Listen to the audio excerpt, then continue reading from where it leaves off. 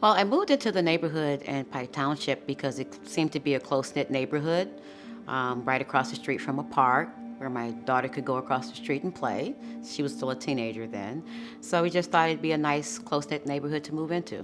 About 2 months into the move, um, my first anniversary with my husband, we were coming back from a trip on vacation, and we heard an argument happening, and that's when we realized, oh no, there's something going on that we weren't anticipating here. We thought this was a quiet neighborhood.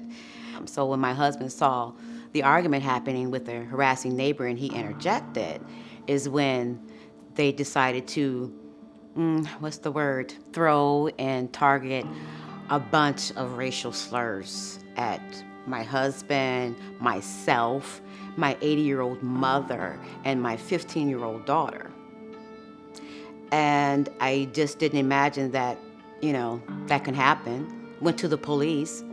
Oh, we can't do anything about someone calling you a racial slur. She's harassing us.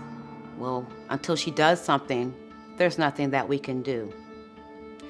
So you just try to do different things when you're coming home. You just don't look that way. You drive straight into your garage, close the door. I had a beautiful front porch that wraps around the front of my house, and I couldn't even sit on the front porch. My 80-year-old mother could not sit on her front porch because she would get things thrown at her.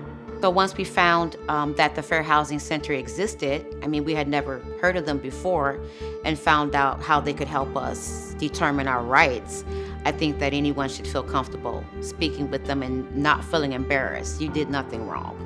No one should be calling you outside of your name. And the Fair Housing Center is a good place to start. Through our interviewing, we found that there were just horrific types of harassment taking place by this specific neighbor. The neighbor was a white woman, and what we found was that there were just rampant, very racist tactics of intimidation and harassment taking place against Black, African American homeowners in the community, as well as renters. And we also found Hispanic and Latino renters, guests, family members, even homeowner repairs, or anyone that came over to repair and maintain houses in the community.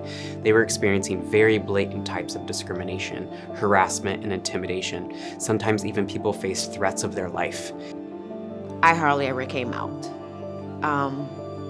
Sometimes I felt like if I did that, I might lose my mind or do something that would send me to jail.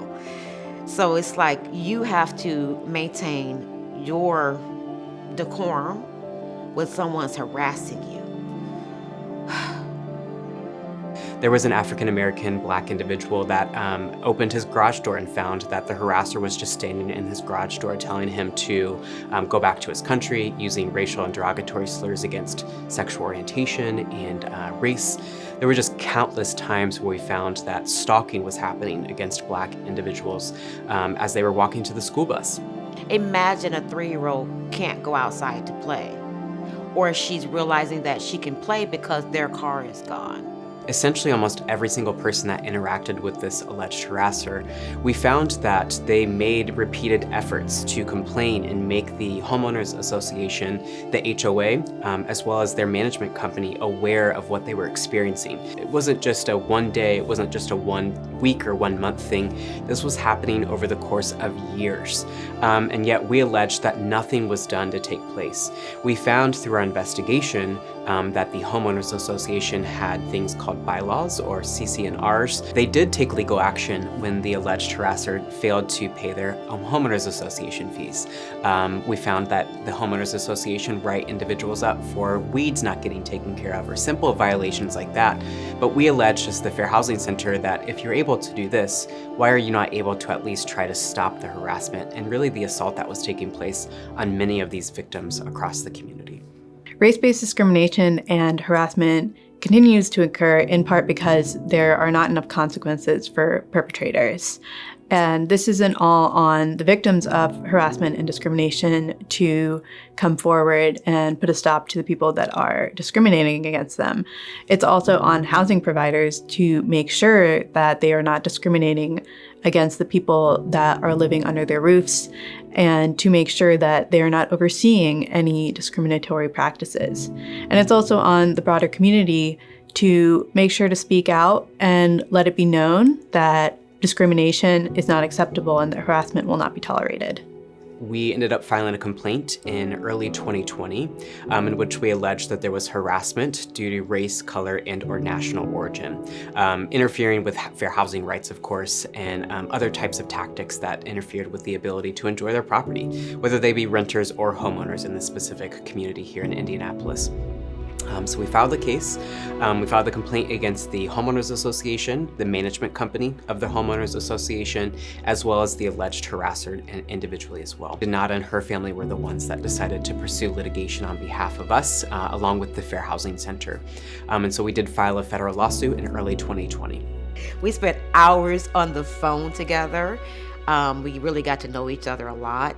So I think that they understood even the emotional abuse and the psychological and the physical that can go into that. In early 2021, we received a really good ruling in our favor by the court, in which it allowed us to continue to proceed litigation against the Homeowners Association as well as their management company. So in early 2022, we did settle the case for $262,500. Some of that went to Donata and her family, as well as the Fair Housing Center, and the remaining went to any attorney's fees. We also required them to attend fair housing training, and then we also required the board and the management company to ensure that if they ever received any sort of discrimination complaints or harassment-based complaints again, they had policies in place to ensure that they were able to handle them in an appropriate and in a timely manner.